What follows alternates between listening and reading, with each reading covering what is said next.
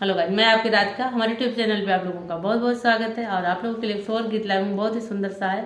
आप लोग सुनिए, आनंद लीजिए। हरे रसुगवा के लाली लाली टोटिया बोलेला बोलिया, हाँ बोलेला बोलिया। सुगवा बड़ा नीक लगेला बोलेला बोलिया, सुगवा बड़ा नीक लगेला बोलेला बोलिया।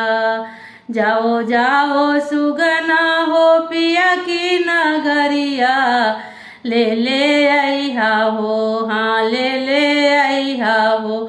सुगवा पिया की खबरिया ले ले आइहा हो, सुगवा पिया की खबरिया ले ले आइहा हो। हरे हरे सुगवा की लाली लाली टोटिया बड़ा निक लागे, बड़ा निक लागे। सुगवा की बोलिया बड़ा निक लागे।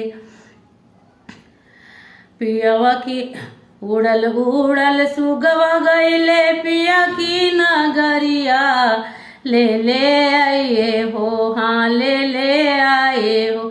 सुगवा पिया की खबरिया ले ले आइए हो, सुगवा पिया की खबरिया ले ले आइले हो।